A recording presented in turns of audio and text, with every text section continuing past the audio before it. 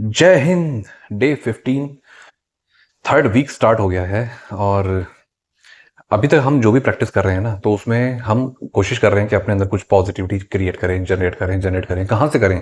उसका एक सोर्स चाहिए होता है हमें। जब तक ये सोर्स, ये मोटिवेशन बाहर से आता है, तब तक ये रहता है टेम्परेरी। जब हम इसको अपने अंदर ही क्रिएट कर लेते हैं, तो ये होता है परमानेंट। आप में से बहुत सारे लोग हैं, कुछ मोटिवेशनल वीडियोस देख करके या कुछ एक मोटिवेशन अपने अंदर क्रिएट कर लिया, और कुछ दिन बाद में आपको उसका जो मोटिवेशन है वो धीरे धीरे फेड होने लगता है। ऐसा लगता है कि 4 दिन 5 दिन बाद में वो जो मोटिवेशन उस टाइम वीडियो देखने के बाद में जस्ट मिला था, वो अब वैनिश हो चुका है। तो अब यानी वो जो मोटिवेशन है उसको परमानेंट बनाए रखने के लिए, जब तक वो बाहर से आएगा ना, तब तक वो टेम्परेरी रहेगा। तो इसलिए परमानेंट बनाए रखने के लिए उसको अपने अंदर जनरेट करना पड़ता है। यानी हम एक बाहर से फोन को चार्ज करते हैं, तो वो जो हमने चार्ज किया है वो टेम्परेरी चार्जर है। यानी हमने उसको एक बार 100% चार्ज तो कर लिया, लेकिन वो बैटरी कभी ना कभी तो डाउन होगी। हमेशा तो वो फोन आपका 100% चार्ज नहीं रहेगा। यदि फोन आपका खुद ही अपना सेल्फ चार्जर बन जाए, यानी वो खुद को ही चार्ज कर रहा है, कोई भी तरीका है, अभी ऐसा कुछ भी नहीं है। यानी अगर आप कोई सोलर पैनल लगा दो और ऐसा वैसा, अभी तक कुछ भी ऐसी कोई टेक्नोलॉजी नहीं है। लेकिन आप खुद अपने सेल्फ चार्जर बन सकते हैं कि आपको बाहर से चार्जर नहीं लगाना पड़ेगा। आप खुद ही अपने आप को चार्ज कर सकते हैं। और खुद ही अपने आप को चार्ज करने के लिए कोई तो तरीका होगा। यस, बिल्कुल तरीका है। बाहर से कोई ला करके आपको अमृत पिलाए, आप अपने अंदर एक उस अमृत की थैली को खुद ही क्रिएट कर लो। जब सागर मंथन हुआ था, हम जब रामायण में जब बाल कांड आता है, बाल कांड के अंदर ये जो कहानी आती है सागर मंथन वाली, तो सागर मंथन का मतलब क्या है? ये सागर जो है ना, भव सागर है, ये हमारे अंदर विचारों का मंथन है। और जब वो मंथन होता है ना, तो क्या होता है, एक तरफ दानव हैं, एक तरफ देवता हैं। और वो जो मंथन चल रहा है, तो वो जो मंदराचल पर्वत है, उस पर जो नाग हैं, शेष नाग, वो जो लपटे हुए हैं। तो नाग जो है वो क्या है, काल। वो जो सर्प है वो काल है। तो यानी समय के साथ में हम मंथन करते हैं देवताओं और दानवों के बीच में, यानी सुर और असुर के बीच में। ये देवासुर संग्राम है, ये सतत चलता रहता है, सनातन है, आदिकाल से अनंत तक चलता रहेगा। यानी समय के साथ साथ में जब वो मंथन चलता है, तो अच्छाई की तरफ कभी पल जाता है, कभी बुराई की तरफ जाता है। तो यानी विचार हमारे ऐसे ऐसे ऐसे ऐसे ऐसे ऐसे घूमते रहते हैं, झूमते रहते हैं। और जब ये मंथन होता है ना, तब उसके बाद में सबसे पहले निकलता है विष। सबसे पहले विष ही बाहर आता है। अगर मैक्सिमम लोग क्या होते हैं, इस विष के आने के बाद में सरेंडर कर देते हैं, हथियार डाल देते हैं कि अभी हमसे ना हो पाएगा, और फिर कभी कुछ होता भी नहीं है। लेकिन जिसने हथियार नहीं डाले, महादेव का आशीर्वाद जिसके पास में है, वो विष है ना, महादेव उसको विषपाई है, विष को पीने का सामर्थ्य रखते हैं। तो उस विष को महादेव के आशीर्वाद से हम अपने जीवन से मिटा देते हैं। यानी उसका भी प्रोसेस है, तरीका है, अभी इस प्रैक्टिस में सब कुछ आएगा। और फिर वो मंथन चलता रहता है, चलता रहता है, तो अमृत कलश निकल के आता है। उस अमृत का जब हम पान करते हैं, वही बस हमारा सेल्फ चार्जर है एक तरह से। लेकिन वो मंथन करें कैसे, किसके साथ में करें, कौन है? बहुत सारे क्वेश्चंस होते हैं इस चीज को लेकर के। क्या मंथन है, हमको नहीं समझ में आता। हम जब भी कुछ सोचने बैठते हैं तो नेगेटिविटी आनी शुरू हो जाती है, क्योंकि मैंने कहा था पहले विष ही बाहर आएगा। लेकिन महादेव पर विश्वास रखें, विष का भी समाधान हो जाएगा, अमृत भी मिलेगा। तो अमृत अब कैसे मिलेगा? तो हम अपना अमृत कहाँ से ढूंढेंगे, हम अपना अमृत का सोर्स कहाँ से बनाएंगे? तो देखिए, उसके लिए ना बहुत ज्यादा अभी हम सोचेंगे हम किसी गुरु की खोज में जाएं, तो हर कोई जाना नहीं चाहता, हर सबकी परिस्थितियां अलग अलग हैं। गुरु की खोज में जाने के लिए हमको सरेंडर मोड में आना पड़ता है, यानी पूरी तरह से हमको सरेंडर करना पड़ता है। या तो हमको गुरु मिल गया तो गुरु पे सरेंडर कर दिया, और गुरु नहीं मिले तो कृष्ण वंदे जगत गुरु, कृष्ण पर सरेंडर कर दिया, समर्पण कर दिया कि आप ही मेरे गुरु हो। अब कृष्ण आपको रास्ता दिखा देंगे, वो कहीं ना कहीं से गुरु की व्यवस्था करके हम हमारे जीवन में ले आएंगे। लेकिन तब तक क्या, अभी तो हम सरेंडर वाले मोड में ही नहीं है, और हम अभी इस मोड में आना चाहते भी नहीं है, हमारे पास में बहुत सारी जिम्मेदारियां भी हैं। तो ऐसे केस में क्या करना होता है? कृष्ण ने बहुत कुछ कहा है, और कृष्ण ने सिर्फ अपने मुंह से नहीं, अनेक मुंह से। कृष्ण को बोलने के लिए खुद का मुंह नहीं चाहिए, वो दूसरों के मुंह से भी कहते हैं। बहुत सारा अच्छा लिटरेचर है हमारे पास में। रीडिंग हैबिट एक बहुत अच्छी हैबिट है, और ये इस हैबिट ने भी मेरी लाइफ में मैजिक किया है बहुत गजब का। रीडिंग हैबिट हमारे पास में होती नहीं है, हमारे पास में टाइम, हम हमेशा रोना रोते हैं, हमारे पास में टाइम नहीं है, हम बहुत बिजी रहते हैं, हमारा स्केड्यूल बड़ा टाइट रहता है, हमको घर में घर वालों से बात करने का टाइम नहीं मिल पाता। बहुत ऐसा कुछ भी नहीं है। रीडिंग हैबिट जब डेवलप होती है, आप अपने लिए टाइम निकालते हैं, तो ये एक ऐसी चीज़ है, ज़रूरी नहीं है कि आप बैठ जाएं और घंटों घंटों को किताब पढ़ रहे हैं, ऐसा नहीं है। आप 24 घंटे में से केवल इतना समय निकाल लें कि आप 3 पेज पढ़ पाएं। 3 पेज कितना टाइम लगता है आप खुद नोटिस कर सकते हैं। 3 पेज पढ़ पाए, सिर्फ इतना टाइम। चलिए ठीक है, हम टाइम भी निकाल लेंगे। पढ़ना क्या है? क्या पढ़ना है? जो आपको अच्छा लगता है। जो आपको अच्छा लगता है का मतलब क्या है? मैं फिल्मी मैगजीन पढ़ना शुरू कर दूं?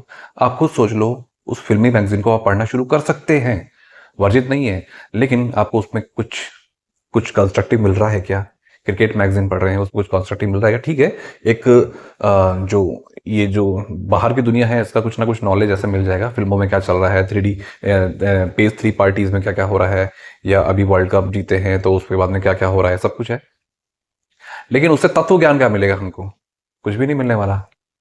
तो तत्व ज्ञान के लिए कुछ ना कुछ पढ़ना शुरू करते हैं। ठीक है, अगर आपकी रीडिंग हैबिट नहीं है, आपको जनरेट करनी है, और आप भारी भरकम लिटरेचर पढ़ना शुरू कर देंगे, तो जाहिर सी बात है बोरियत हो जाएगी। तो आपको अगर स्टार्ट करना है, बिल्कुल रीडिंग स्टार्ट करनी है, तो आपको जो जी में आए, आपको नॉवेल्स पढ़नी है, फिल्मी मैगजीन पढ़नी है, क्रिकेट मैगजीन पढ़नी है ना, या फिर कोई इस टाइप इंडिया टुडे टाइप की कुछ मैगजीन पढ़नी है, वो आप पढ़ सकते हैं।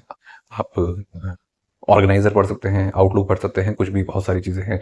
हिंदी में भी बहुत सारी मैगजीन्स हैं। कुछ भी जो आपको लगता है, यानी ये केवल उनके लिए जो बिल्कुल बिगिनर है, जिनको पढ़ने का बिल्कुल शौक ही नहीं है, किताबें पढ़ने का शौक ही नहीं है। रीडिंग हैबिट डालनी पड़ती है ना, तो रीडिंग हैबिट डालने के लिए आपको लगता है मुझे चाचा चौधरी पढ़नी पड़ रही है, तो पढ़ डालिए। चंपक पढ़नी है, नंदन पढ़नी है, बिल्लू पिंकी पढ़नी है, नागराज पढ़नी है, तो वो भी पढ़ डालिए, कोई दिक्कत नहीं है। लेकिन अगर थोड़ा सा ये है कि हाँ भाई, हल्का फुल्का हम पढ़ सकते हैं, तो थोड़ा थोड़ा धीरे धीरे अपने आप को शिफ्ट कीजिए। ऐसा भी हो सकता है कि आप स्टोरीज से निकल करके आए और थोड़ा सा आपने कुछ सोशल, कुछ ऐसा पढ़ना शुरू कर दिया। मैं दुनिया भर के हर सब्जेक्ट को पढ़ने की मेरी इच्छा रहती है, और मैं पढ़ता रहता हूँ। अलग अलग विषय जो मेरे फील्ड के नहीं भी हैं, इकोनॉमी है, हिस्ट्री है, जियो पॉलिटिक्स है, डिफेंस है, बहुत सारी चीज़ें, साइंस है, टेक्नोलॉजी है, ये सब चीज़ें हैं, स्पिरिचुअलिटी है। तो दुनिया भर के टॉपिक्स को से भी धीरे धीरे हमको स्विच करना होता है स्पिरिचुअलिटी की तरफ। तत्व ज्ञान तो वहीं से मिलेगा, बस उसके अलावा और कहीं से नहीं मिलेगा। तो उस तत्व ज्ञान के लिए अगर हम स्टार्ट करते हैं 3 पेज दिन में पढ़ना। अब मैंने जो बिगिनर्स हैं उनके लिए मैंने ऑप्शन दे दिए। जो लोग स्टार्ट जिन्होंने किया हुआ है, तो वो उनके लिए कुछ ऑप्शन दे सकते हैं। आप अगर कोई नॉवेल्स पढ़ना पसंद करते हैं, किसी को ये है कि हाँ भाई हम नॉवल से स्टार्ट कर लेंगे, जो लोग नॉवेल्स पढ़ रहे हैं ना बिल्कुल, तो वो नॉवेल्स के अंदर भी क्राइटेरिया बना सकते हैं, अब हमको इस लेवल की नॉवेल्स पढ़नी है। अब मैंने वो हल्के फुल्के नॉवेल्स नहीं पढ़ने हैं, तो उसके लिए बहुत सारे ऑप्शंस हैं। मैं नॉवेल्स में एक ऑप्शन दे देता हूँ आपको, क्योंकि मैं नॉवेल्स नहीं पढ़ता, तो इसलिए मैं उसमें ज़्यादा ऑप्शंस के बारे में जानता भी नहीं। एक ऑप्शन मैं दे सकता हूँ जो मुझे बहुत अच्छा लगा था। तो एक जर्मन नॉवेल है, जर्मन बुक है, doctor Harman hazy. Doctor Harman hazy का लिखा हुआ एक नॉवल है, सिद्धार्थ। नाम से लगता है वो हिंदी नॉवल है, हिंदी में नहीं है एक्चुअली, तो वो ओरिजिनल तो जर्मन में ही है। फिर बाद में उसका Hindi translation, English translation translation सब कुछ आए हुए हैं। सिद्धार्थ एक नॉवल है। सिद्धार्थ के नाम से लगता है कि वो गौतम बुद्ध की कहानी होगी, नहीं, गौतम बुद्ध की कहानी नहीं है। गौतम बुद्ध के समय में एक सिद्धार्थ नाम का एक लड़का था, एक फिक्शनल कैरेक्टर है, उसकी स्टोरी है। बहुत अल्टीमेट नॉवल है, छोटा सा है, आप उसको पढ़ना शुरू कर सकते हैं। वो नॉवल तो ऐसा है, जिनको पढ़ने का शौक है, जो लोग जिनकी रीडिंग हैबिट है, तो वो तो उसको एक नाइट में पढ़ डालेंगे, सिंगल एक सिटिंग के अंदर। यहाँ से शुरू कर सकते हैं। उसके अलावा धीरे धीरे हम आगे जाते हैं, तो हम अगर स्पिरिचुअलिटी की तरफ जाते हैं, आप पढ़िए ना, बहुत कुछ है। आप गीता पढ़ना चाहते हैं, गीता पढ़िए, लेकिन गीता पढ़े तो अच्छी टीका पढ़े उसकी। कहाँ से कौन सी टीका पढ़नी है हमको? स्वामी रंगनाथानंद जी की गीता है, the universal message of Gita, जो रामकृष्ण मिशन में मिलती है। उसका हिंदी ट्रांसलेशन भी है, गीता का सार्वजनिक संदेश। अल्टीमेट है, 3 वॉल्यूम्स है, 3 वॉल्यूम्स में आती है वो, 18 चैप्टर जो है। अल्टीमेट इंटरप्रिटेशन है। यानी गीता को हम सोशल लाइफ में कैसे जीना चाहते हैं, उसको कैसे हम अप्लाई कर सकते हैं, गजब की। और इतना इंटरेस्टिंग है कि पढ़ने में मजा आ जाएगा, शानदार। उसके अलावा आपको लगता है कि नहीं, मुझको तो हाईली स्पिरिचुअल बैकग्राउंड पे ही पढ़ना है, तो स्वामी राम सुखदास जी की है साधक संजीवनी, बहुत अच्छी है, आप उसको पढ़ सकते हैं, जो गीता प्रेस गोरखपुर का प्रकाशन है, वहां से मिलती है। स्वामी गंभीरानंद जी की शंकर भाष्य, जो यानी गीता पर सबसे पहले जो टीका लिखी थी आचार्य आदि शंकर ने, उसके ऊपर भाष्य, उसके ऊपर जो टीका लिखी है स्वामी गंभीरानंद जी की है। ये भी रामकृष्ण मिशन की है। इंग्लिश में ही मिलती है, ये शंकर भाष्य के नाम से ही मिलती है। वो भी अच्छा है, मेरा भी वो चल रहा है, मैं भी पढ़ रहा हूँ, बड़ा अच्छा है वो भी। बाल गंगाधर तिलक ने गीता रहस्य लिखी थी। वो उन्होंने जेल में बैठ के अपनी मेमोरी से लिखी थी, तो वो चैप्टर वाइज नहीं है, बट है वो भी बहुत अच्छा। बिगिनर्स के लिए, जो लोग फर्स्ट टाइम गीता पढ़ रहे हैं, उनके लिए कंफ्यूजिंग हो सकता है, लेकिन है अल्टीमेटली वो भी बहुत अच्छा। मैं फिर भी कहता हूँ, जो लोग गीता को पहली बार पढ़ रहे हैं ना, तो वो स्वामी रंगनाथनंद जी की, जो मैंने सबसे पहले बताई थी, the universal message of Gita, या हिंदी में गीता का सार्वजनिक संदेश, रामकृष्ण मिशन में मिलती है, ऑनलाइन में मिल जाती है, जैसा भी आप उसको ले सकते हैं, पढ़ना शुरू कर सकते हैं, बहुत अच्छी है। मैं गीता के ऊपर डिस्कशन भी करता हूँ लोगों के साथ में, तो मेरे साथ में भी जुड़ सकते हैं उस डिस्कशन के अंदर। उसके अलावा आप तत्व ज्ञान में ही जानना है, तो आप कंप्लीट वर्क्स ऑफ विवेकानंद, या जिसमें स्वामी विवेकानंद का जो पूरा, जिसको कहते हैं विवेकानंद साहित्य के नाम से चलता है, 10 वॉल्यूम आते हैं उसके, आप वो पढ़ सकते हैं। वो, लेकिन वो उन्हीं के लिए है कि जो बहुत, जिनकी रीडिंग हैबिट बहुत अच्छी है, क्योंकि वो 10 वॉल्यूम पढ़ना वो बहुत एक बड़ी चीज़ हो जाती है, वो बहुत अच्छा है। लेकिन उसी के अलावा आप कॉम्प्रहेंसिव बायोग्राफी ऑफ विवेकानंद है, वो बहुत अच्छी है। इवन विवेकानंद, स्वामी विवेकानंद के जो लेक्चर्स हैं बहुत सारे, उनके ऊपर बहुत सारी बुक्स हैं, बहुत सारी बुक्स हैं। तो हिंदी में भी हैं, इंग्लिश में भी हैं। इवन जो 4 योग जिनकी हम मोटे-मोटे तौर पे बात करते हैं, स्वामी विवेकानंद ने जिन पे लेक्चर दिए हैं, कर्म योग, ज्ञान योग, भक्ति योग, राज योग, इसमें से 3 जो हैं, ये तो उनके लेक्चर्स के ऊपर लिखी हुई बुक है। राज योग उन्होंने अपने हाथों से एकमात्र बुक लिखी थी, ये बहुत अच्छी है, उसको आप पढ़ सकते हैं। श्री रामकृष्ण परमहंस, उनका बहुत अच्छी बुक है, वो गॉस्पेल्स ऑफ रामकृष्ण, या हिंदी में रामकृष्ण वचनामृत, ये भी रामकृष्ण मिशन में ही मिल जाएगी आपको। 2 वॉल्यूम आती है, बहुत ही प्यारी है, बहुत ही प्यारी, मतलब आप डूब जाओगे, इतनी शानदार। और उसको पढ़ने में जो आनंद आएगा, वो बहुत ही अल्टीमेट, बहुत ही गजब का है। How to live with God, ये भी रामकृष्ण मिशन की ही है, ठाकुर यानी श्री रामकृष्ण के ऊपर एक अच्छी, उन्हीं के साथ में ही एक अच्छी बुक है, आप उसको भी पढ़ सकते हैं। मैंने उसको पूरा नहीं पढ़ा, थोड़ा बहुत पढ़ा है, लेकिन बहुत अच्छा है वो, आप उसको ट्राई कर सकते हैं, बहुत मज़ा आएगा उसको पढ़ने में भी। पर वो इंग्लिश में ही है, वो हिंदी में नहीं मिलेगी, तो इंग्लिश पढ़ने वाले उसको कर सकते हैं यूज़। उसके अलावा और बहुत सारी आपको किताबें मिलती हैं। आप अगर श्री अरविंद को पढ़ना चाहते हैं, तो अरविंदो की एक बड़ी अच्छी बुक है, conscious of adventure of consciousness. Adventure of consciousness एक महर्षि अरविंद ने एक लिखा था, बहुत ही अच्छा है, अल्टीमेट है, आप उसको पढ़ना। यानी ये तो मैं आपको ऑप्शन दे रहा हूँ, अपने अकॉर्डिंग आप उसको करना चाहते हैं तो आप उसको शुरू कर सकते हैं। इसके अलावा थोड़ा सा सोशल कंटेंट भी है, मुझको उसमें मज़ा आता है, बहुत कुछ है। मैंने बहुत कुछ है, जैसे मैं कुछ विचारकों के नाम बताता हूँ, आप उनका कंटेंट पढ़ना शुरू कर सकते हैं। दत्तोपंत जी ठेंगड़ी, जो एक संघ के प्रचारक हुए थे, भारतीय मजदूर संघ के संस्थापक, उनका बहुत अच्छा कंटेंट है, मतलब अल्टीमेट कंटेंट है। पढ़ना आप शुरू शुरू करें तो मज़ा आ जाएगा आपको उसको पढ़ने में। यानी हम सामाजिक जीवन में कैसे अपने कर्तव्यों का निर्वहन करते हुए एक राष्ट्र के रूप में कैसे कार्य कर सकते हैं, उसमें आपको वो भी संदेश मिल जाएगा। एक संगठन के रूप में कैसे कार्य कर सकते हैं, उसमें वो भी संदेश मिलता है, बहुत अच्छा है। दत्तोपंत जी का लिखा हुआ बहुत अच्छा लिटरेचर है। श्री गुरु जी गोलवलकर, यानी जो माधव सदाशिवराव गोलवलकर, जो संघ के द्वितीय सरसंघ चालक हैं, उनका लिटरेचर है बहुत अच्छा है। उनके हाथों से नहीं लिखा हुआ, उनके लेक्चर्स के ऊपर ही है, बहुत अच्छा लिटरेचर है, आप वहाँ से वो पढ़ सकते हैं। बहुत अच्छी चीज़ें उसको वहाँ मिल जाएंगी। एक नाथ रानाडे, अल्टीमेट अल्टीमेट, जो विवेकानंद केंद्र के संस्थापक हैं, उनका लिखा हुआ, अपने हाथों से लिखा हुआ लिटरेचर, उनके लेक्चर्स पे लिखा हुआ लिटरेचर बहुत सारा है, जो आपको विवेकानंद केंद्र में मिल जाता है। बहुत कुछ है, बहुत कुछ है, और सब कुछ अल्टीमेट है। और विवेकानंद केंद्र के ही जो जो प्रेसिडेंट थे, इससे पहले, आज जो हैं उनसे, आज जो हैं माननीय बालाकृष्णन जी, उनसे जस्ट पहले वाले, तो वो जो उनका, टी परमेश्वरन जी, उनका लिखा हुआ बहुत अच्छा कंटेंट है, बहुत अच्छी बुक्स हैं उनकी, वो आप पढ़ सकते हैं, बहुत अच्छा है। आज जो विवेकानंद केंद्र की वाइस प्रेसिडेंट हैं, माननीय निवेदिता दीदी, उनकी बुक्स, बहुत सारी बुक्स हैं, उन्होंने खूब किताबें लिखी हैं, उनकी बुक्स बहुत अल्टीमेट हैं। वहाँ से आप शुरू कर सकते हैं, उस ये सारा कंटेंट आपको विवेकानंद केंद्र में मिल जाता है, जो मैं बता रहा हूँ आपको। यहाँ से आप इनको शुरू कर सकते हैं। अभी रिसेंटली मेरे हाथ में एक बुक आई, बिल्कुल हल्की-फुल्की सी छोटी-सी बुक है।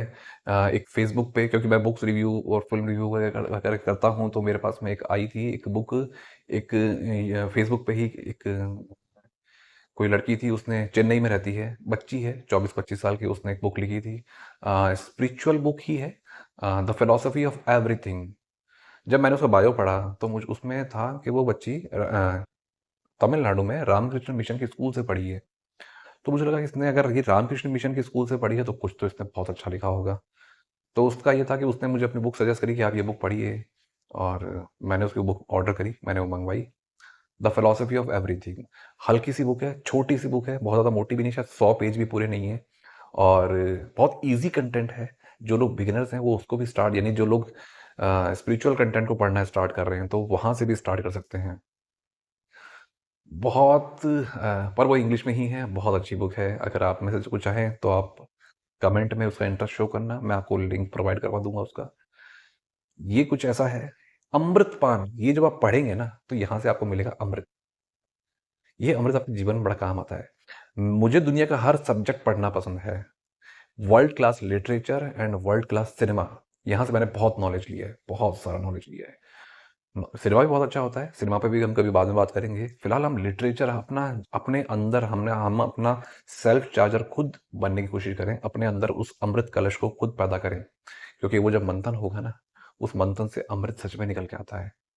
जब आप इस कंटेंट को पढ़ना शुरू करेंगे, ज़्यादा नहीं, मैं कहा ना, 3 पेज रात को सोने से पहले पढ़ लो, दिन में कभी भी टाइम मिले 3 पेज पढ़ लो, इस रीडिंग को अपनी एक हैबिट बना लो। ये हैबिट आपको बहुत कुछ देगी, बहुत कुछ देगी अल्टीमेट। मैंने ये प्रैक्टिस पहले कभी नहीं करवाई, मैं फर्स्ट टाइम इस प्रैक्टिस को यहाँ पे करवा रहा हूँ इस सीरीज के अंदर। इस प्रैक्टिस को करने का जो मज़ा है ना, पढ़ने का जो मज़ा है ना, और उसके बाद में जो चीज़ें मिलती हैं, हम जो जो एक्सप्लोर करते हैं, वो बहुत अल्टीमेट होता है। उसका उसका रिजल्ट, उस एक्सप्लोरेशन का रिजल्ट बहुत अल्टीमेट होता है। जब हमारे सामने, जब हम दुनिया को एक्सप्लोर करने निकलते हैं और जो हमारे सामने नई नई दुनिया आती है, तो ये भी एक नई तरह की दुनिया है तत्व ज्ञान की, जो हमें संसार में गोते लगाते हुए नया नया संसार खोजते हैं। तो जो संसार हमारे सामने आता है वो बहुत ही मैजिकल होता है। और उसके बाद में ये हमारा सेल्फ चार्जर होता है, हमको अपना चार्ज करने की बाहर से ज़रूरत नहीं पड़ती है, हम खुद को चार्ज कर सकते हैं। ऐसा होता है ना कि हम प्रैक्टिसेस कर रहे हैं और धीरे धीरे डाउन हो रहे हैं, तो ये आपको डाउन नहीं होने देता। जब हम कुछ अच्छा पढ़ते हैं, अच्छा पढ़ने की हैबिट डालिए, ये हैबिट अपनी लाइफ में बनाइए, आपको बहुत अच्छा लगेगा। अजीब सी प्रैक्टिस आपको लगेगी कि ये क्या है, किताबें पढ़ना, करके देखिए, सच में बहुत इंटरेस्टिंग होता है किताबें पढ़ना। और जिस दिन आपकी हॉबी बन जाती है ना, आपको खुद को लगता है कि जिसने भी मुझे ये हॉबी दी है ना, मैं उसके लिए ग्रेटफुल। तो मैं भी ग्रेटफुल हूँ उन सब लोगों के लिए जिनके कारण से मुझे ये हॉबी पिछले कई सालों से है, मेरे पास में किताबें पढ़ने का शौक। आप भी पढ़ें और अपना अमृत कलश खुद अपने अंदर बनाएं। मिलेंगे नेक्स्ट वीडियो में। जय हिंद।